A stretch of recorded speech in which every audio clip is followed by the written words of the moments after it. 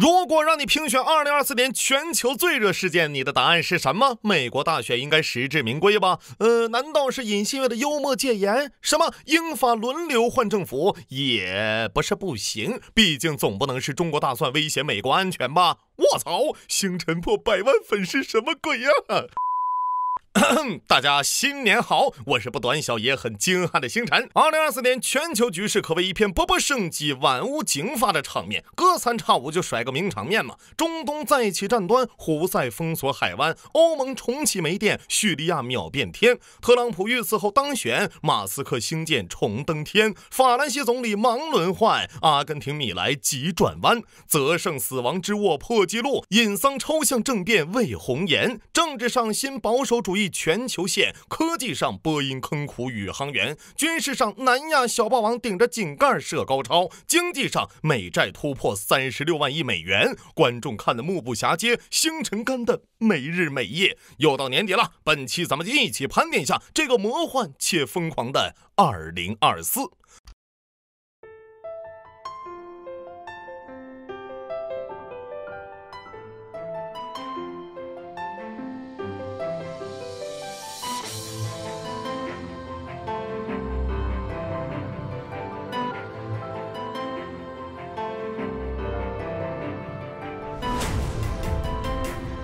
已经正在对伊朗实施精确打击。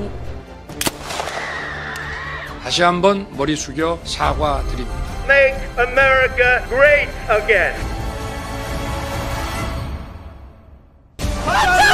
一骑绝尘，保持到最后。And the game award goes to Black Myth Wukong. 塔克拉玛干沙漠3046公里的绿色主沙保护带完全闭合。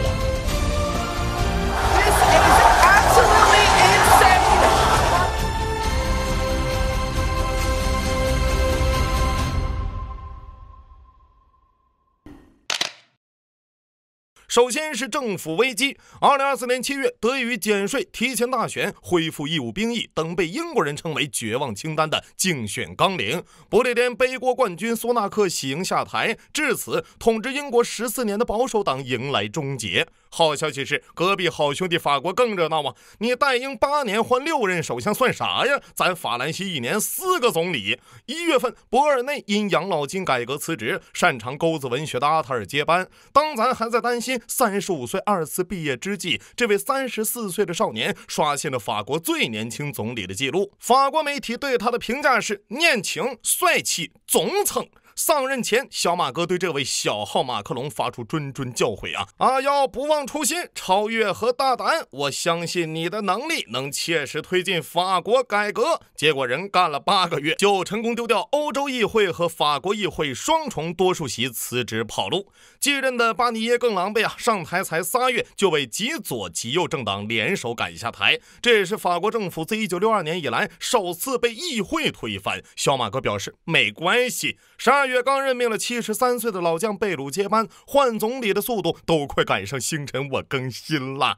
小提嘴啊，贝大爷的政坛名场面是竞选总统时当众给偷他钱包的小男孩一个大嘴巴子。2017年上任司法部长，仅1个月就因吃欧洲议会的空饷遭到调查，今年刚判了无罪。当然啊，这点小瑕疵不算上，毕竟就法国左中右互开政绩的好习惯，估计贝鲁啊也干不长。11月3日，德国总理舒尔茨宣布将自民党籍财政部长林德纳革职，双方一通互喷呐，都怪你没能力，不对，都怪你只讲党派利益，不讲国家利益。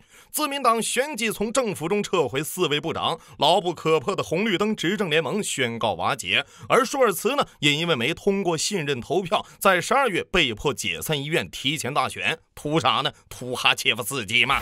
如果说欧洲3巨头倒也算民主日常，亚洲这边就只能说抽象了。先是首尔第一申请尹锡悦铁骨铮铮突然戒严，逼得上百名议员凌晨翻墙进国会，结果6小时后自己打脸取消，随后被弹劾停职一条龙，一刻也没有为尹锡悦的离职而感到悲哀。立马赶到战场的是韩国执政党5名最高委员集体请辞。紧接着上任1周的代总统韩德洙因拒绝合作被在野党启动弹劾。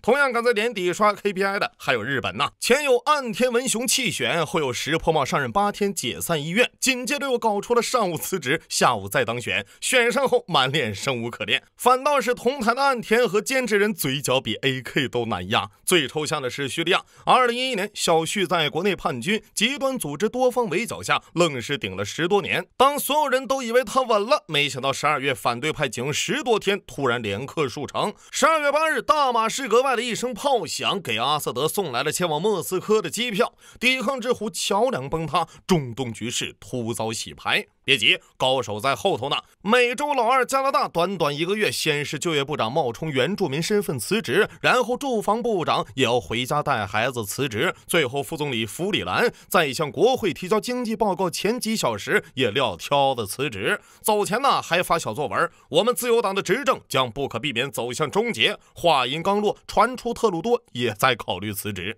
各国一个接一个放烟花，为啥呢？魏忠贤吗？这里就不得不提2024年第2大主题，各国整活的终极原因，经济危机。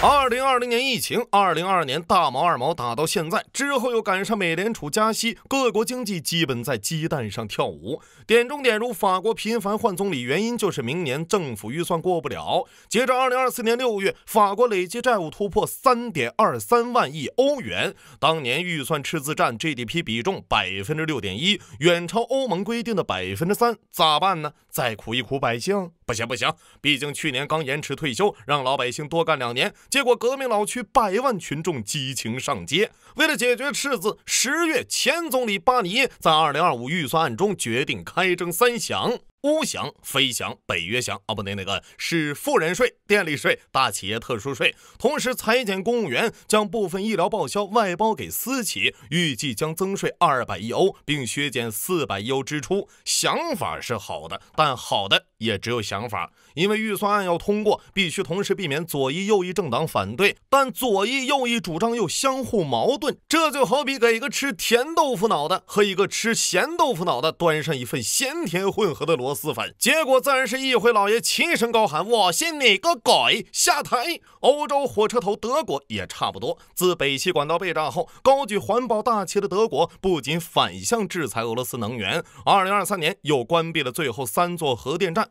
对此，奥地利脱口秀演员丽莎高度赞扬，在斯大林格勒保卫战爆发80年后，德国人又在挨冻，只不过现在他们学聪明了，因为德国人想到，既然在家就能安心挨冻，为什么还要跑那么远呢？可能有人说了，我看德国没挨冻啊。的确，普通人能用多少电呢？真正挨冻的用电大户是企业。2024年9月，欧洲最大汽车制造商大众传出考虑关停部分德国工厂，巴斯夫和西门子也开始在海外疯狂买。根据纽约时报数据，预计2024年德国工业产量连续第3年下降，跌幅 3%， 工业 4.0 成功升级到了工业 404。而德国央行预测2024年德国 GDP 负增长 0.2%。更难受的是，钱可以少赚，不能少花呀。经济疲软要不要刺激？得加钱。乌克兰援助要不要继续？得加钱。增加国防开支，征兵强军，提高社会福利，福泽万民，还是得加钱。7月份公布德国2025年预算草案中规定，支出加补充预算总额达到创纪录的4889亿欧，就这也不够。预算缺口在涨，还差120多亿，预计2025年新增债务也要涨，高达438亿。对此自民党的财政部长林德纳希望省吃俭用，削减原物金额，但舒尔茨的社民党则要求猛举债，最后内讧。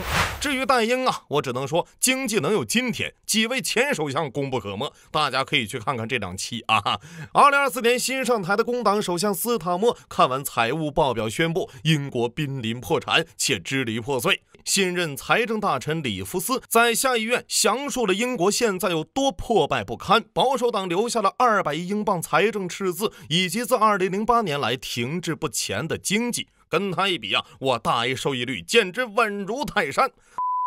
那英国的钱去哪儿了呢？答：花了。保守党耗资7亿英镑的卢旺达计划，足足遣送了4名非法移民到卢旺达。7月刚被工党废除了，英国军费600多亿美元，位居世界第5，但海陆空三军连20万人都凑不齐。11月，国防大臣为节省5亿英镑，宣布退役5艘20年建龄的全新老舰。同一时间，拨款3.69亿翻修白金汉宫，随后给小泽打了2.25亿。戴英还宣布要继续在乌克兰问题上发挥领导作用，他真的我哭死。2024年另一个奇特的现象就是日本出现30年来最严重的米荒。7月日媒报道日本多地出现生米供应短缺。我当时第一印象是，不是说日本大米自给率几乎100%吗？一细查，您猜怎么着？7月日本米价最高涨价20%，创下20年来最高涨幅。涨价就算了，还买不到。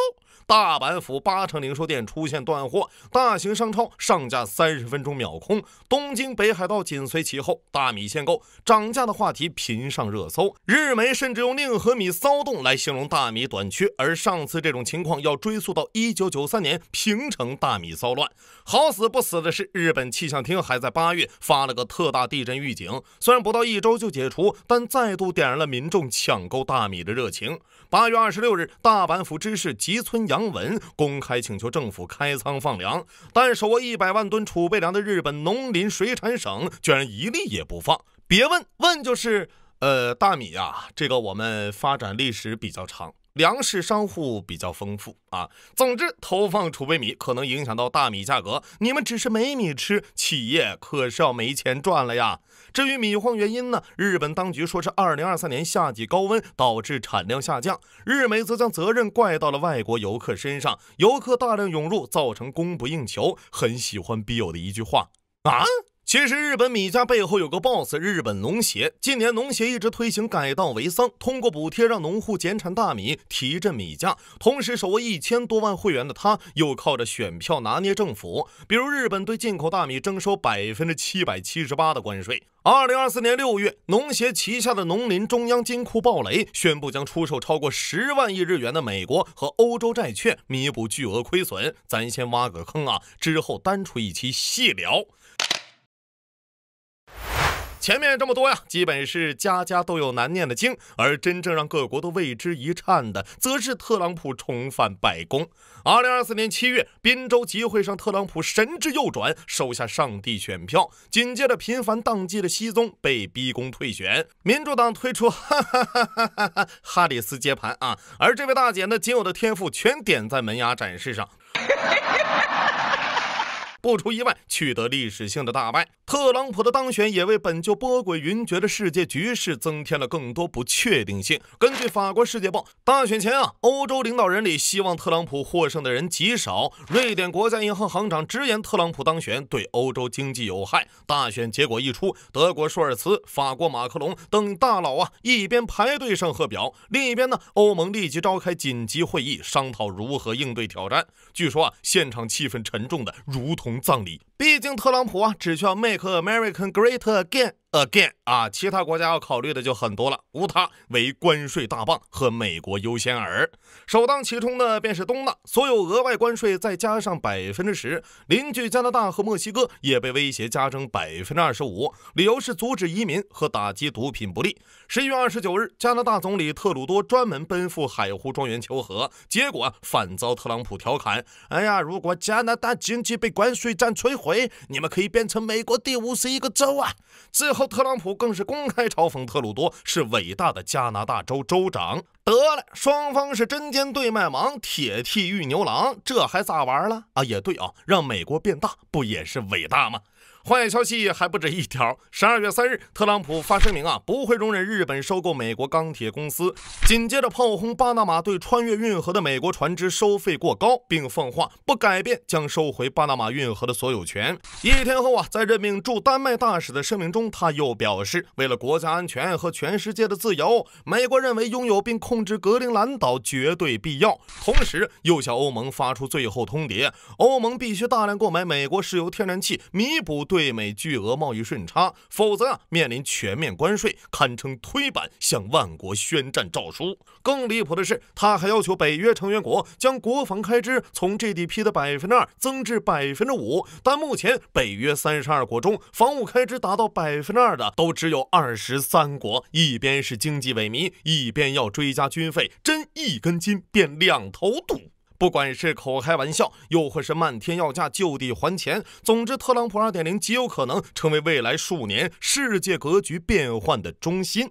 后来坊间有诗一首，大江东去浪淘尽，世界重翻新篇，寰宇看遍，人道是百年变局出现。中东离乱，俄乌死战，经济几重雪，抽象迸发，一时多少豪杰。遥想川普当年，白宫出入宴，红领巾发，妈嘎一声，谈笑间盟友都得交钱。首尔街头多情应笑饮，夜半戒严，世界如棋，乐子还看明年。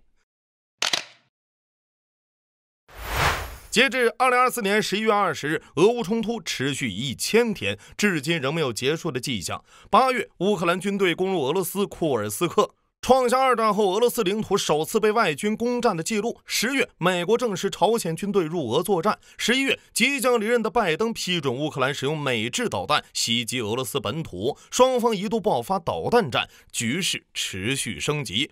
另一边的中东也在刷新我们的三观，继拿着圣经宣誓主权后，以色列驻联合国代表埃尔丹狠活不断呢，当众用碎纸机粉碎联合国宪章，要求联合国秘书长辞职。但凡你帮巴勒斯坦说话，你就是哈马斯。这位整活达人呢，甚至在联合国打起了道具赛啊，冷不丁啊，掏出个石头啊、照片啊、黄星啊、蜡烛啊、电话牌啊，人称小王世坚。巴以未平，逊以、临以、伊以又起。7月，哈马斯领导人哈尼亚在伊朗首都德黑兰遇刺身亡。9月，黎巴嫩真主党领导人哈桑被以色列空袭身亡。随后，黎巴嫩多地发生大量巡呼机爆炸事件，造成数十人死亡，约4000人受伤。12月，阿萨德政权倒台后，以色列迅速对叙利亚海军基地、军事仓库、飞机场、雷达发起全面空袭。叙利亚90%防空导弹和5个中队战机被摧毁，15艘军舰团灭在港口，制空制海权损失殆尽。亚洲同样也不太平，比如韩国朝鲜的粑粑大战呢。6月，韩国民间通过无人机散发反平壤传单，以及装有韩国电视剧的 U 盘用气球寄过边境。为了报复，朝鲜随后也向韩国投放了数千个气球，只不过礼品呢就有点一言难尽了，有烟头、废纸甚至粪肥啊。这些气球最难落到首尔以南218公里的居昌郡，物理意义上表演了一把屎到临头啊！眼看气球大战难分胜负，双方果断进入下一阶段广播大战。6月9日，韩国率先宣布重启向朝鲜广播韩国流行音乐、女团歌曲以及称赞韩国民主及经济繁荣的节目。朝鲜也不甘示弱呀，24小时不间断向韩国播放喇叭声、鼓声等噪声回击。而在更多被遗忘的角落，苏丹在2023年4月内战至今，超1200万人流离失所，2600万人严重饥饿，3040万人需要人道救援，正面临全面人道主义灾难。拉美安全形势也急转直下。2024年1月，饱受武器、毒品和暴力之苦的厄瓜多尔宣布进入国内武装冲突状态，而隔壁墨西哥今年大选期间，则有超50名政界人物被暗杀。10月，伊朗、以色列互刷了数百发火箭。2024年，老天爷好像也不太高兴，台风摩羯席卷越南，西班牙遭遇数十年最严重洪灾，巴西出现历史性干旱，还有加拿大、澳大利亚的山火以及席卷我国南方的强降雨，甚至撒哈拉沙漠都出现了50年一遇的洪水。根据世界气象组织报告，2024年或将成为有记录以来最热的一年。1到9月，全球平均温度比工业化前高1.54摄氏度。5月份，印度极端高温，多多个城市温度徘徊45至50摄氏度之间。德里更是刷新史上最高气温 52.9 摄氏度。仅5月以来，印度报告的中暑病例多达25000例。天灾加人祸的则是2024年10月飓风海伦尼席卷美国东南，造成至少223人遇难，数百人失踪。由于刚好在大选决战时间，离谱的事儿就发生了。飓风过后联邦紧急事务管理局只给受害者750美元救济，就这还是贷款，然后宣布没钱了。另一边加州的非法移民则获得了免费住房、免费餐食，同时乌克兰也获得了数十亿美元的援助，堪称魔幻。政府不救就算了，社会人士救灾还遭到阻拦。马斯克公开抨击联邦应急事务管理局，阻止 SpaceX 工程师将星链终端和物资运送到遭飓风重创的北卡罗来纳州。此处我有一联，上联冷战、热战、贸易战，4大洲硝烟弥漫；下联赚钱赔钱节省钱，两半球不得安眠。2024过去了，以我们没想到的速度，100年未有之变局在今年有了更具象的表达，诸多魔幻现实主义的情节不断上演。商人马斯克首次走上前台参政，出差8天的波音宇航员至今太空滞留6个月，前几天返程再推迟，预计9个月。即将卸任的美国总统拜登宣布赦免39人，减刑1500人，创下单日最大规模赦免，其中有他儿子亨特·拜登，也有为牟利把青少年送入私人监狱，引发孩子换金钱丑闻的前宾州法官科纳汉。巴黎奥运在质疑声中艰难的举办，印度莫迪执掌10年后再连任，波音吹哨人自杀，黑神话悟空火爆全球，世界变化太快了，混乱崩盘、激战、爆火，世界变化也太乱了。可能不少人看完都会有一种感慨，好在世界破破烂烂，也总有人在修修补补。2024年5月，联合国大会以压倒性多数通过决议，认定巴勒斯坦符合联合国宪章规定的会员国资格，将美国一票否决巴勒斯坦入联的决定打回安理会重审，随后又赋予巴勒斯坦特殊参与地位。6月，随着最后200公里缺口完成锁边，中国在塔克拉玛干沙漠周围建成了一条长达3046公里的生态屏障。这一工程从20世纪70年代开始，花了足足近50年。7月，中国科学院在嫦娥5号带回的月壤样本中发现了富含水分子的矿物晶体，人类建立月球基地的梦想似乎再近了一步。11月，马斯克的星舰实现筷子夹火箭，在未来或许太空旅行不再是停留在电影里。今年，美国吉利德公司研发出了艾滋预防新药，半年一针且具备100%有效率，这意味着被列为全球3大公共卫生问题之首的艾滋病预防取得重大突破。这个世界很烂，但这个世界也没那么烂。而我们呢，该吃吃，该喝喝，毕竟人生在世图啥呢？图160嘛。